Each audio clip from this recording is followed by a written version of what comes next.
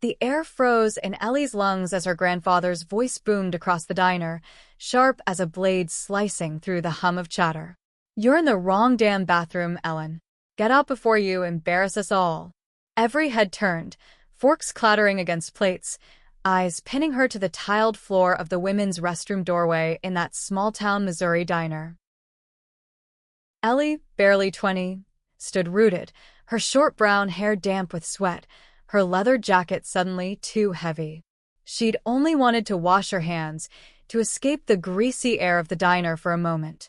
But now, her grandfather's words, laced with disgust, hung like a noose. She wasn't just Ellie, the girl who loved fixing motorcycles and sketching wildflowers. To him, she was a mistake, a walking defiance of his rigid world. Her girlfriend, Sarah, sat at their booth, her blonde hair catching the fluorescent light, her green eyes wide with fury and fear. Sarah, soft-spoken and steady, was Ellie's anchor, the one who made her believe love could outshine shame. But even Sarah couldn't shield her from this. Not now, not in front of strangers who whispered and stared, their judgment a heavy fog. Ellie's heart pounded, her fists curling. She could still hear the creak of her grandfather's chair as he'd stood, his weathered face red with rage, pointing at her like she'd committed a crime. This wasn't just about a bathroom. It was about who she was, a lesbian, unapologetic, in love with a girl who made her world make sense.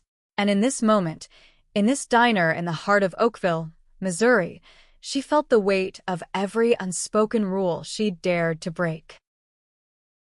She took a step forward, her boots scuffing the linoleum. The restroom door swung shut behind her, and she faced the crowd.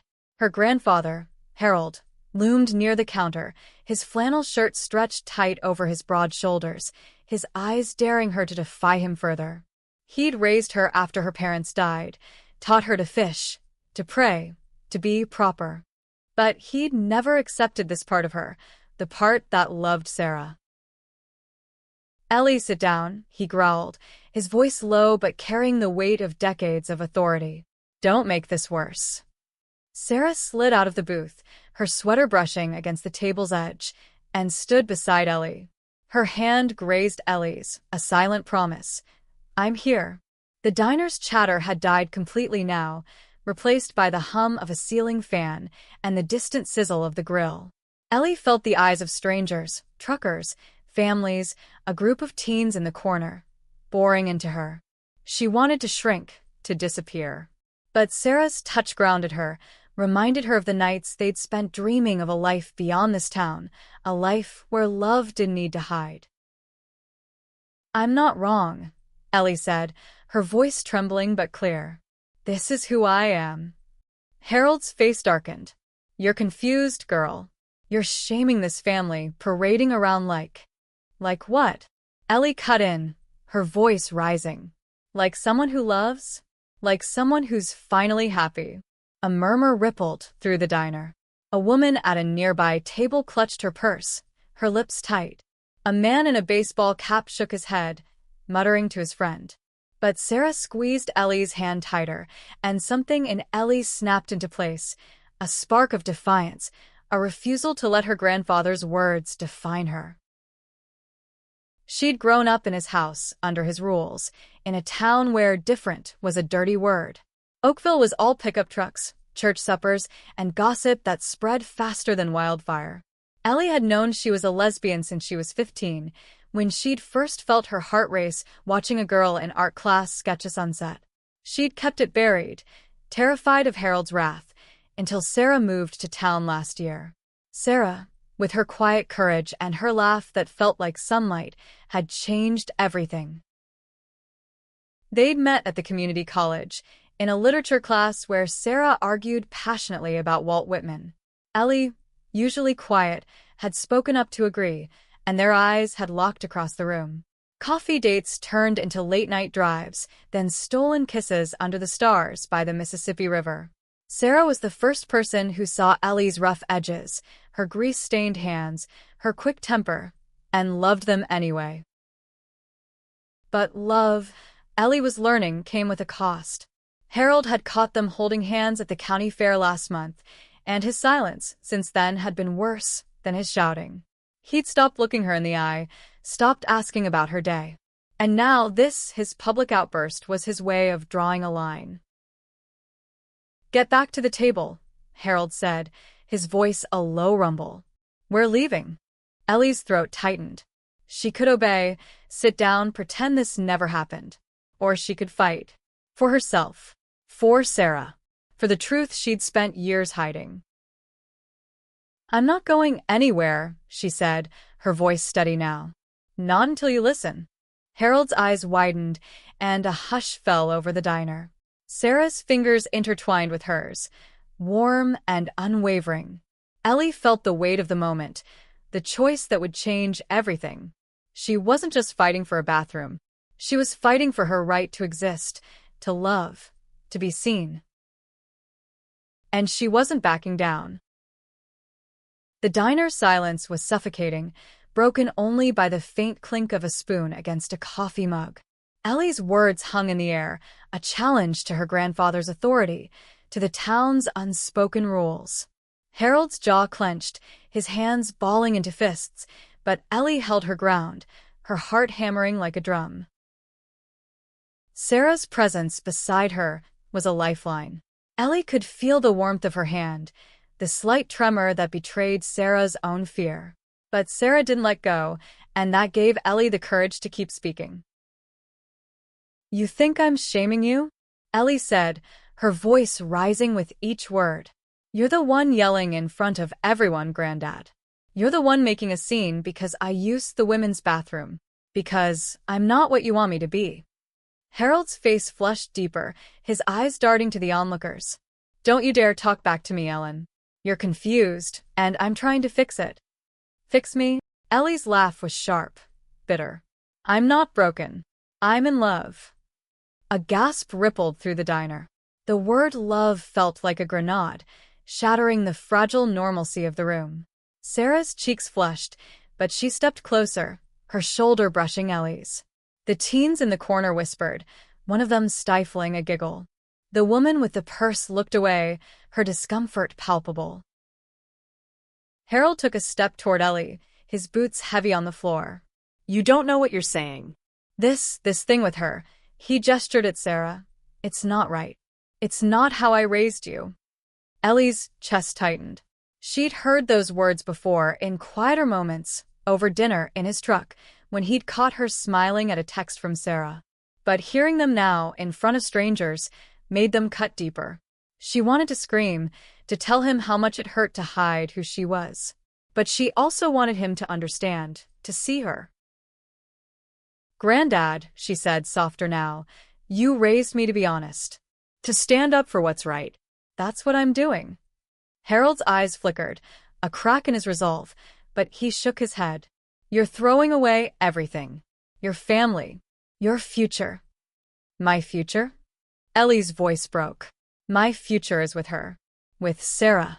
She's the one who makes me feel like I'm enough." Sarah's breath hitched, and she squeezed Ellie's hand so tightly it hurt. Ellie glanced at her, catching the glint of tears in Sarah's eyes. They talked about this moment, not this exact one, but the inevitable clash with the world they lived in. Sarah had grown up in a liberal college town before moving to Oakville, where her parents' bookstore struggled against the town's conservative leanings. She'd faced her own battles, whispers, cold shoulders, but she'd taught Ellie how to hold her head high. "Ellie," Sarah whispered, her voice steady despite the tears. "You don't have to do this alone." But Ellie knew she did. This wasn't just about Sarah. It was about every time she'd bitten her tongue, every time she'd changed the subject when Harold asked if she was dating. It was about the years she'd spent feeling like a stranger in her own skin. She turned back to Harold. "You don't get to decide who I love. You don't get to tell me who I am." The diner's manager, a middle-aged woman with a tired face, stepped forward. "Folks, let's keep this civil. Maybe take it outside." Harold ignored her, his eyes locked on Ellie. "You're choosing this over family?" Ellie's throat burned. Family. The word was a knife, twisting in her gut. Harold was the only family she had left.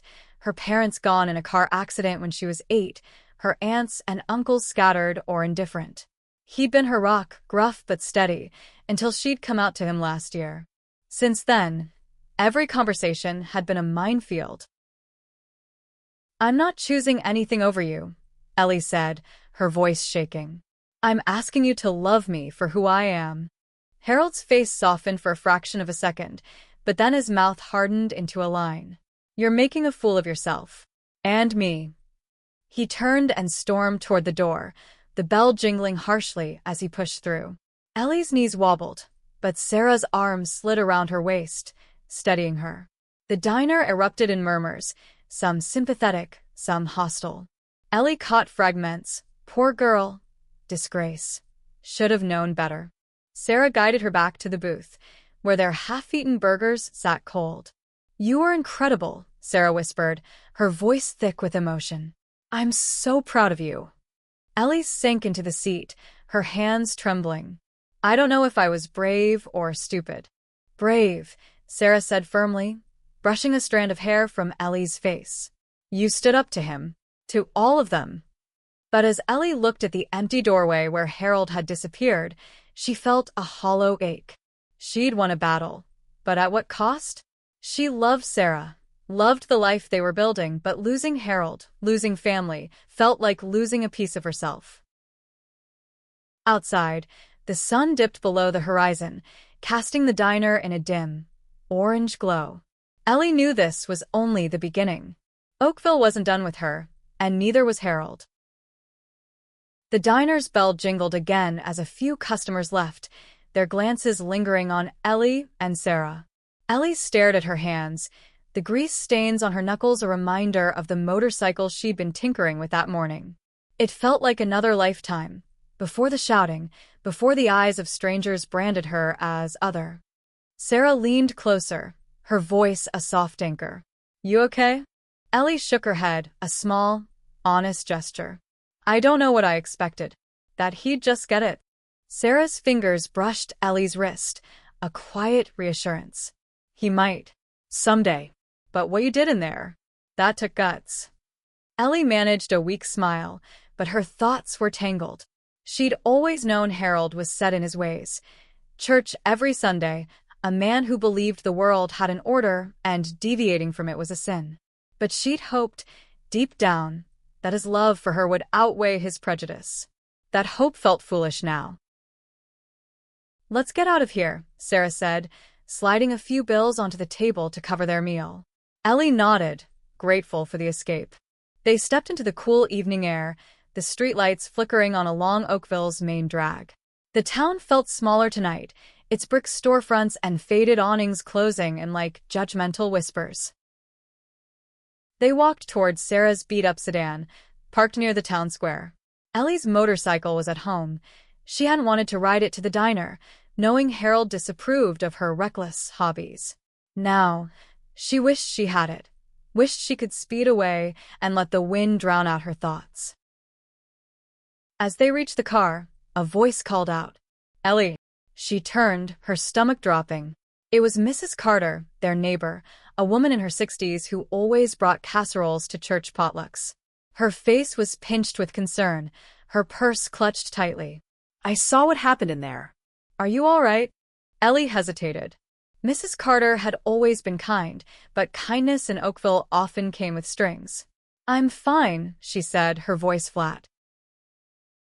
Mrs. Carter glanced at Sarah, then back at Ellie. "Your granddad's just worried about you, you know. This lifestyle, it's not easy here." Sarah stiffened, but Ellie spoke first. "It's not a lifestyle, Mrs. Carter. It's who I am." The older woman's lips parted, then closed. She nodded, a mix of pity and unease in her eyes, and walked away. Ellie felt a familiar weight settle in her chest, the weight of being seen but not understood. In the car, Sarah turned on the radio, letting soft indie music fill the silence. They drove past the town's lone gas station, the high school where Ellie had graduated 2 years ago, the church where Harold still expected her to sit in the pew beside him. She wondered if she'd ever feel at home here again. Sarah reached for her hand. You don't have to go back to his house tonight. Stay with me. Ellie's throat tightened. Sarah lived in a small apartment above her parents' bookstore, a cozy space filled with dog-eared novels and fairy lights. It was their sanctuary, where they could be themselves without fear. But staying there meant admitting she might not be welcome at Harold's anymore. I need to face him, Ellie said finally. If I don't, he'll think he's won. Sarah's eyes softened, but she nodded. Okay, but I'm coming with you. The drive to Harold's house was short, just a few miles past fields of corn and soybean. The old farmhouse loomed in the darkness, its porch light casting long shadows. Ellie's heart raced as she stepped out of the car, Sarah close behind. The gravel crunched under their feet, each step a reminder of the confrontation waiting inside.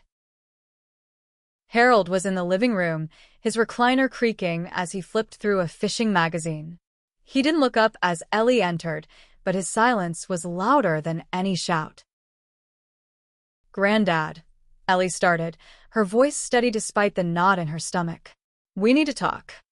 He tossed the magazine onto the coffee table, his eyes cold. Nothing to talk about. You made your choice. My choice. Ellie's voice rose. I didn't choose to be this way. I chose to stop hiding. Harold stood, towering over her. You think this is about hiding? It's about sin, Ellen. It's about what's right in God's eyes.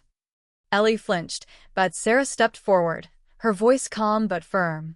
Mr. Thompson, with all due respect, Ellie's not doing anything wrong. She's your granddaughter. She loves you. Why can't you see that? Harold's gaze shifted to Sarah, his expression unreadable. You're the one filling her head with this nonsense. You're the problem. Ellie's anger flared. Don't talk about her like that. She's the best thing in my life. The words hung between them, a line drawn in the sand. Harold's face softened for a moment, but then he turned away, staring out the window into the dark. Get out, he said quietly. Both of you. Ellie's heart shattered, but she held her head high. She grabbed Sarah's hand, and they walked out, the door slamming behind them. The night air was cold, but Sarah's warmth beside her was enough to keep her going. The car's engine hummed as Sarah drove them back to her apartment, the silence between them heavy but not uncomfortable. Ellie stared out the window, watching the fields blur into darkness. Her grandfather's words echoed in her mind. Get out. She'd always known this day might come, but the reality of it felt like a punch to the chest. Sarah parked outside the bookstore, its sign reading pages and promises in faded gold letters. The apartment upstairs was small but warm, with mismatched furniture and shelves overflowing with books.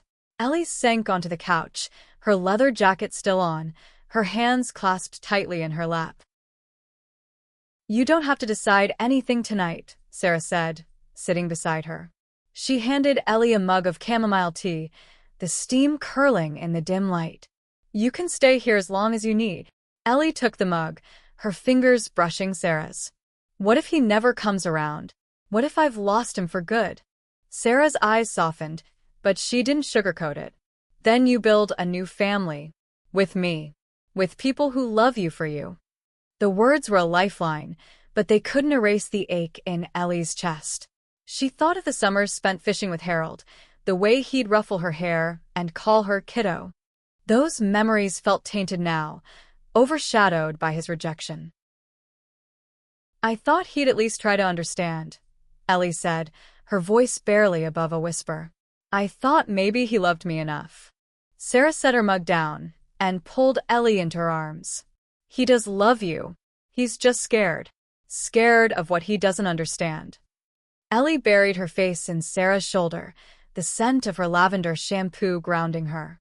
They stayed like that for a long time, the quiet broken only by the occasional creak of the old building. Ellie wanted to believe Sarah, wanted to believe Harold's heart could soften. But right now, all she felt was the sting of his words. The next morning, Ellie woke to the smell of coffee and the sound of Sarah humming in the kitchen. Sunlight streamed through the window, illuminating the tiny apartment. For a moment, Ellie let herself forget the diner, the fight, the slamming door. But reality crept back in, heavy and unyielding. She checked her phone. No messages from Harold. Just a text from her friend Jake, who'd heard about the diner incident through the town's gossip mill. "You okay? Heard your granddad lost it. Call me." Ellie sighed and set the phone down. Jake was one of the few people in Oakville who didn't care about her being a lesbian. He'd been her friend since high school, always ready with a bad joke or a ride when her motorcycle broke down. She'd call him later, but right now, she needed to figure out her next step. Sarah slid a plate of pancakes across the counter. "Eat." "Then we'll make a plan." Ellie managed a small smile. "You're too good to me." "Nah," Sarah said, grinning. "Just the right amount." They ate in comfortable silence, the pancakes a small comfort against the storm in Ellie's heart. After breakfast, Sarah suggested they go to the bookstore downstairs. "It'll take your mind off things. Plus, my mom's been asking about you." Sarah's parents, Linda and Tom, were the opposite of Harold, open-minded, warm, and fiercely supportive of their daughter. When Sarah had come out to them at 16, they'd hugged her and thrown a small pride party in their backyard. Ellie envied that, but she was grateful for their kindness. The bookstore was quiet, its wooden floors creaking under their steps. Linda was behind the counter, her glasses perched on her nose as she sorted receipts. She looked up and smiled. "Ellie, honey, Sarah told me what happened. You okay?" Ellie shrugged, the weight of the question too much. "Getting there." Linda came around the counter and pulled her into a hug. "Your family here. Always." The words hit Ellie hard, and she blinked back tears. She wasn't used to this kind of acceptance, not from adults. It made her miss Harold even more, but it also gave her a flicker of hope. Maybe Sarah was right. Maybe she could build a new family. That afternoon, Ellie and Sarah walked to the town square, where a small farmer's market was setting up. Ellie needed air, needed to feel like she wasn't trapped in her own head. But as they passed the diner, Ellie froze. Harold's truck was parked out front. "He's in there," Ellie said, her voice tight. Sarah followed her gaze. "You don't have to go in. We can keep walking." But Ellie shook her head. "No." "I need to know if he's still him." She didn't know what she meant by that, not exactly. Maybe she wanted to see if he regretted what he'd said, if there was any chance he'd soften. Or maybe she just needed to prove to herself that she could face him again. They stepped inside, the bell jingling above them. Harold was at the counter, sipping coffee, his back to the door. Ellie's heart raced, but she straightened her shoulders and walked toward him, Sarah close behind. The diner smelled of coffee and bacon, but to Ellie, it carried the weight of last night's humiliation. Harold didn't turn as she approached, his broad shoulders hunched over his mug. The same waitress from yesterday glanced at Ellie, her expression unreadable, before retreating to the kitchen. "Grandad," Ellie said, her voice steady despite the tremor in her chest. Harold stiffened, his fingers tightening around the mug. He turned slowly, his eyes meeting hers. They were tired, rimmed with red, but still hard. "What do you want, Ellen?" Ellie swallowed, the sting of her full name cutting deep. "I want to talk. Really talk." He snorted, setting the mug down with a clink. "Said all I needed to say last night." Sarah stood a step behind Ellie, her presence a quiet strength. Ellie took a deep breath, forcing herself to keep going. "You didn't say anything. You yelled. You shamed me in front of everyone. But you didn't listen." Harold's jaw tightened, but he didn't interrupt. Ellie pressed on, her voice growing stronger. "I'm your granddaughter. I love Sarah. That's not a sin, or a mistake, or something to fix. It's who I am. And if you can't accept that, you're the one losing me." The words hung between them, raw and unyielding. Harold's eyes flickered, a storm of emotions passing through them, anger, guilt, maybe even pain. For a moment, Ellie thought he might speak, might say something to bridge the gap. But then he stood, tossing a few bills onto the counter. "You're making a mistake," he said, his voice low. "I can't watch you throw your life away." He brushed past her, the bell jingling as he left. Ellie's knees buckled, but Sarah caught her, guiding her to a booth. The diner was quieter today, with only a few customers, but Ellie still felt exposed, like her pain was on display. "He's wrong," Sarah said fiercely, sitting across from her. "You're not throwing anything away. You're living." Ellie nodded, but the words felt distant. She'd hoped for a crack in Harold's armor, a sign he might come around. Instead, his rejection felt final, a door slamming shut. That evening, Ellie and Sarah sat on the apartment's fire escape, the Mississippi River glinting in the distance. Ellie held a sketchbook, her pencil moving absently, drawing the curve of Sarah's jaw, the way her hair caught the moonlight. "You're good at that," Sarah said, peering at the sketch. Ellie shrugged. "It's just how I see you." Sarah smiled, leaning her head on Ellie's shoulder. "You're gonna be okay, you know. We both are." Ellie wanted to believe her, but the weight of Harold's words lingered. She thought of the town, the whispers that would follow her now. Oakville wasn't kind to people like her, people who didn't fit the mold. But sitting here, with Sarah's warmth against her, she felt a spark of defiance. She wasn't alone. The next day, Ellie went to the community college, where she was taking an art class. Her professor, Ms. Rivera, noticed her distraction and pulled her aside after class. "Everything okay, Ellie? Your work's been quieter lately." Ellie hesitated, then told her about the diner, about Harold. Ms. Rivera listened, her dark eyes kind but unflinching. "You're stronger than you know," she said. "Use that. Put it in your art. Let it speak." The idea stuck with Ellie. That night, she stayed up late in Sarah's apartment, sketching furiously. She drew the diner, the faces of the strangers, the anger in Harold's eyes. But she also drew Sarah's hand in hers, the quiet strength that had carried her through. The sketches were raw, messy, but they felt like truth. Over the next week, Ellie threw herself into her art, her sketches becoming bolder, more vibrant. She drew scenes of love and defiance, two women kissing under a streetlight, a girl standing tall against a crowd. Sarah watched her work, her pride evident in every glance. "You should show these," Sarah said one evening, flipping through Ellie's sketchbook. "They're powerful." Ellie laughed nervously. "In Oakville? They'd burn them." "Then we find somewhere else," Sarah said. "St. Louis isn't far. There's galleries, cafes, places that'll get it." The idea was terrifying but exhilarating. Ellie had always kept her art private, a way to process her feelings. But sharing it, letting the world see her truth, felt like a new kind of courage. They started researching galleries, making calls, sending emails. Ellie's heart raced every time she hit send, but Sarah was there, cheering her on. For the first time since the diner, Ellie felt like she was moving forward, not just surviving. But Oakville wasn't done with her.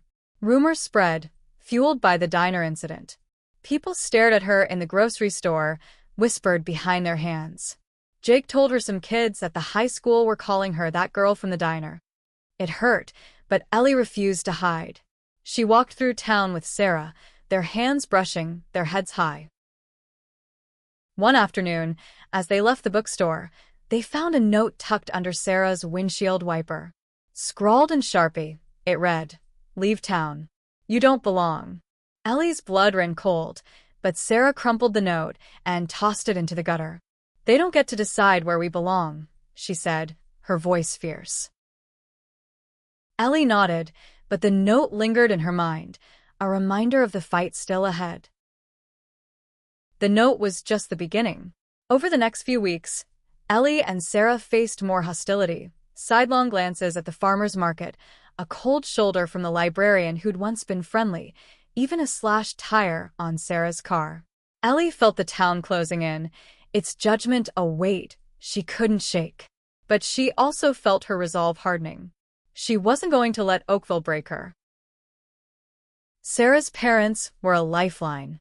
Linda offered them free coffee at the bookstore, and Tom helped Ellie fix her motorcycle when it broke down. They didn't flinch when neighbors stopped coming to the store, their loyalty to Sarah and Ellie unwavering.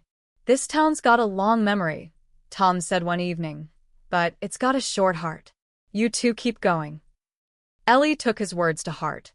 She poured her energy into her art, her sketches evolving into full paintings, bold, colorful canvases that captured love, pain, and defiance.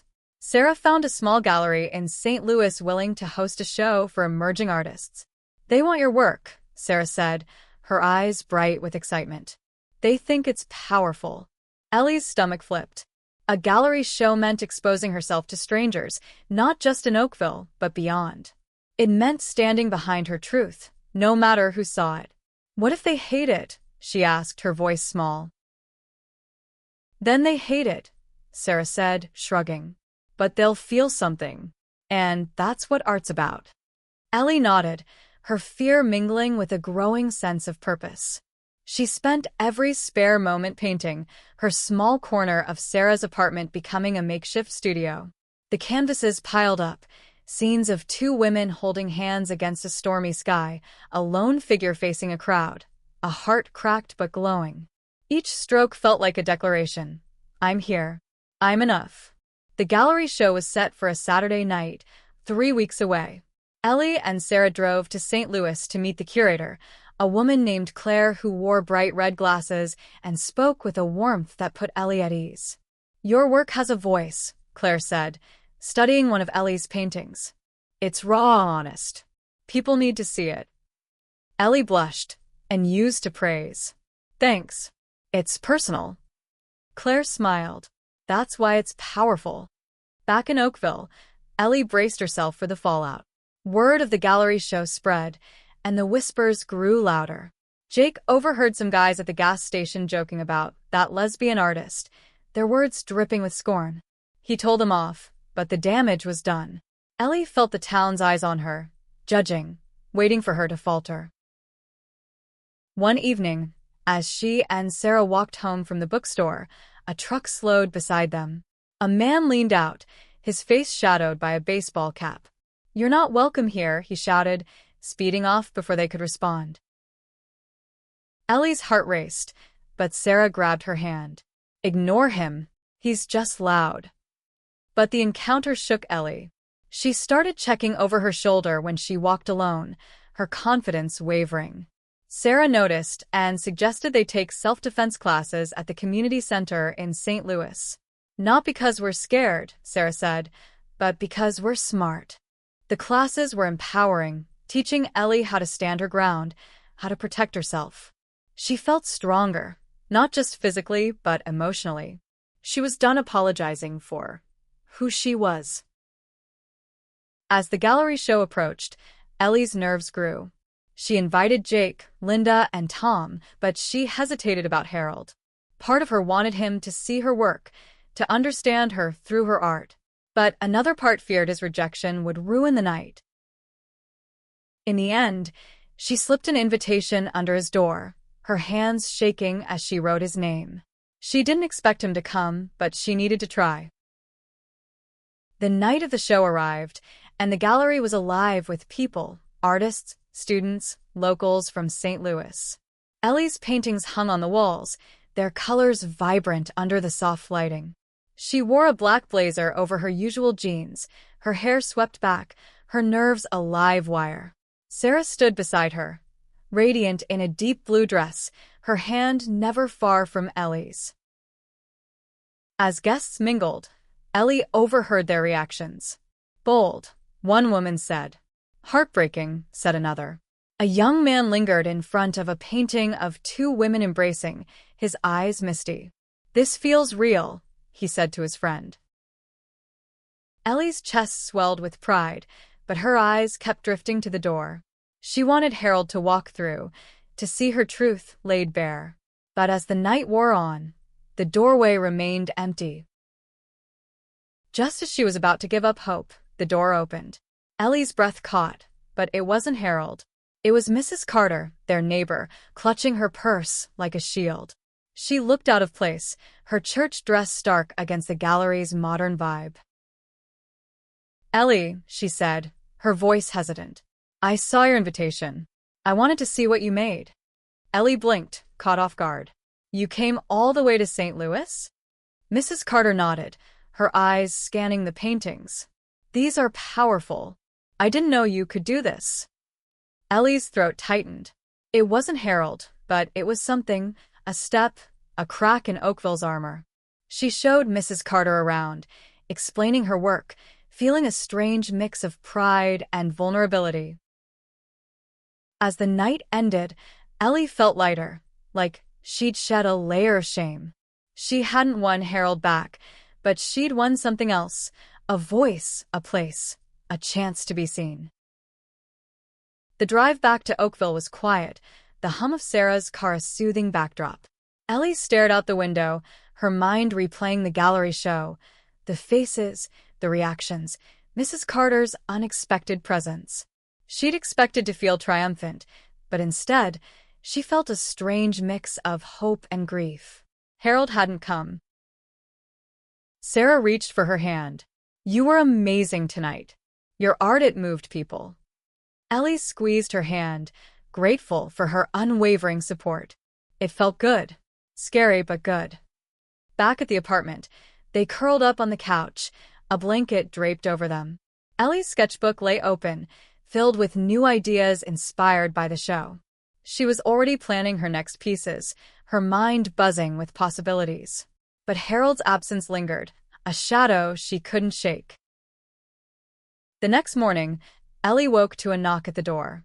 Sarah was still asleep, her blonde hair splayed across the pillow. Ellie stumbled to the door, her heart stopping when she saw Harold standing there, his flannel shirt wrinkled, his eyes downcast.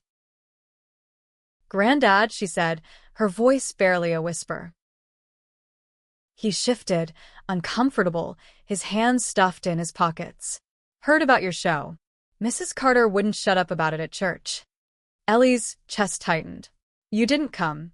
Harold looked away, his jaw working. "I couldn't. Not yet." The admission hung between them, heavy with unspoken pain. Ellie wanted to be angry, to shout, but she saw something new in his eyes. Regret, maybe, or the beginnings of understanding. "I'm trying, Ellie," he said finally. "I don't get it. I don't know if I ever will. But I don't want to lose you." Tears stung Ellie's eyes. It wasn't acceptance, not fully, but it was a start. She stepped forward, hesitant, and hugged him. He stiffened, then wrapped his arms around her, the embrace awkward but real. "I'm still me," she whispered. "I just need you to see that." He nodded, his voice gruff. "I'm trying, kiddo." They stood there, the morning light filtering through the window, a fragile truce forming. Ellie knew it wouldn't be easy. Harold's beliefs were deep-rooted, and Oakville's judgment wouldn't fade overnight. But for the first time, she felt hope, not just for herself, but for them. Over the next few weeks, Ellie and Harold started talking again. Small conversations, tentative but honest. He asked about her art, listened when she talked about Sarah. It wasn't perfect, but it was progress. Sarah, meanwhile, became Ellie's rock, her partner in every sense, their love growing stronger with every challenge they faced. Ellie's art continued to spread, her paintings finding homes in galleries beyond St. Louis. She and Sarah dreamed of leaving Oakville one day, of building a life in a place where they could walk hand in hand without fear. But for now, they stayed, fighting for their place, proving that love could outshine shame. One evening, as they sat by the river, Ellie sketched Sarah's profile against the sunset. "You know," she said, her pencil pausing, "I used to think I had to choose between who I am and this town, this family. But I'm done choosing. I'm gonna be me, right here." Sarah smiled, leaning in to kiss her. "And I'll be right here with you." Ellie's heart swelled, the weight of shame lifting, replaced by a fierce, quiet strength. She'd faced her grandfather, her town, her own fears, and she'd come out stronger. Her response, in the diner, in her art, in her love, had shocked them all, not because it was loud, but because it was true. And that was enough.